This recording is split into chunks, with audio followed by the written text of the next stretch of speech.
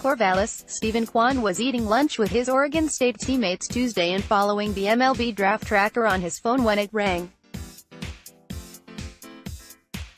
The junior center fielder's advisor was calling, only to be interrupted by another call.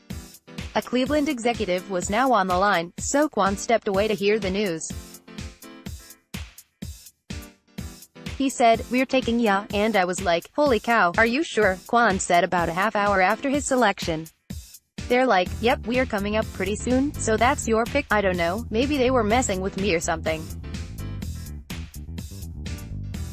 That was pretty crazy, no joke, which Kwan learned once he sat back down, looked at his phone and saw his name pop up on the tracker. The 5'9", 170-pound leadoff hitter, undrafted out of Washington High School in Fremont, California, really was the 163rd pick, which comes with a signing bonus value of $303,400. Kwan was one of 3 Beavers drafted in rounds 3 through 10, though he didn't see himself going so high. "They were telling me anywhere between rounds 5 and 10, so being kind of a realist, I was thinking kind of the end, but 5 was awesome," he said. "I'm really happy to hear that. I'm feeling pretty good, kind of on cloud 9 right now.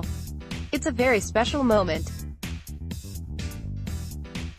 I'm ecstatic really." Such distractions ruled the day until the draft ended, as Kwan was joined by pitcher Drew Rasmussen, who went in the 6th round to Milwaukee, and third baseman Michael Gretler, who was selected by Pittsburgh in the 10th round.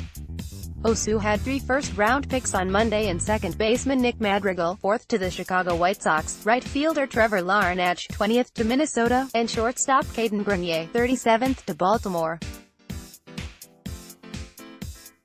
"It's a complicated time of year because those guys are still playing and they're doing a really good job of staying focused on what they're doing," Osu coach Pat Casey said.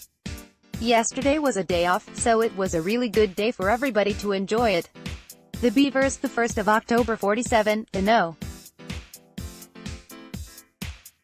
3 national seed, are 2 victories away from a repeat trip to the College World Series and their 4th in the last 6 years. They'll host number 14 seed Minnesota, 44-13, which won the Big Ten regular season title and conference tournament before taking the Minneapolis Regional by beating UCLA twice in the process. The Golden Gophers will burrow in for a Thursday practice before the opening game of the CORVALLIS Super Regional at 2 p.m. Friday. The second game starts at 6:30 p.m. Saturday, with the, if necessary, third game set for 6 p.m. Sunday. All 3 games are set to be televised on ESPN2. Casey knew enough about Minnesota to list its team stats in batting average, .302, stolen bases, 68, and fielding percentage, .977. The Golden Gophers went 18-4 in the Big Ten and 24-6 in games away from renovated Siebert Field, which reopened in 2013. "They're very, very good," Casey said. "Look at their pitching numbers, they're crazy. Their ERAs, 3.04, and batting average is against .228. They rolled UCLA pretty good, a team that I have a lot of respect for, so we're getting an outstanding ball club in here." Minnesota's top player, junior shortstop Heron Avra, is hitting .393 with 10 home runs and 59 RBIs. He went in the 3rd round to the Colorado Rockies with a 96th pick. Avra leads 4 Gophers batting .323 or better, and 7 have driven in at least 32 runs.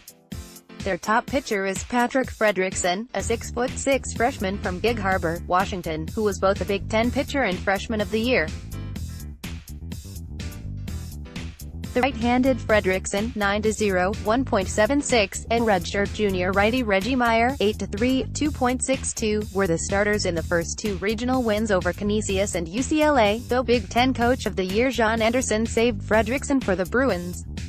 If Oregon State sticks with the same rotation of junior right-hander Bryce Femmel, 10-1, 2.77, senior lefty Luke Heimlich, 15-1, 2.42, and freshman righty Kevin Abel, 4-1, 3.58, each would pitch on a week's rest. Casey said the decision likely would belong to his 2-time Pac-12 Pitcher of the Year. "We'll probably leave that up to Luke and see how he feels and what he wants to do," Casey said. "He had 2 days extra rest the week before, so that helps out. We'll just see what he wants to do and how he feels. He's always been honest with us." Casey met with reporters Tuesday, just minutes after Rasmussen, a late first-round selection last year by Tampa Bay who didn't sign, was taken in the 6th round by the Brewers. The 185th pick has a slot value of $251,700. Rasmussen and the Rays couldn't come to terms because of an arm injury. Major League Baseball declined to grant him free agency, so he was back in the draft pool after returning to Corvallis, where he's been rehabilitating since undergoing Tommy John surgery for a second time. "I just talked to him, and he's pumped," Casey said. "He was a first-rounder and somebody's getting a guy they're going to love to get in their organization, because he's just off the chart." Gretler was selected by Pittsburgh with 294th pick, $140,800. It was a big jump for the senior, after the Pirates took him in the 39th round last year, the same as Boston did when he was coming out of high school in Bonnie Lake, Washington. "It was a good day for the Beavers, a good day for those guys," Casey said. "They all worked really hard." Oregon State also saw one of its top recruits, high school infielder Jay Seasley of Glendale, Arizona, go in the 5th round to the Texas Rangers with the 149th pick, $347,100. The son of former MLB infielder Damian Easley, who played for 6 teams over 17 years, Jay Seasley is similar to Madrigal's size as a prep at 5'8" and 145 pounds. "He's just a very gifted player," Casey said.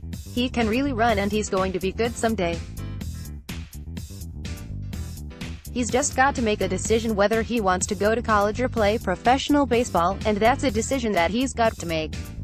If he looks at some of the guys that came here that probably were offered a lot more money than he's going to be offered and where they ended up, he might choose to do that, and then he may not. He's a great kid, just a guy the first think that development would really help." Ron Richmond for the Oregonian, Oregon Live.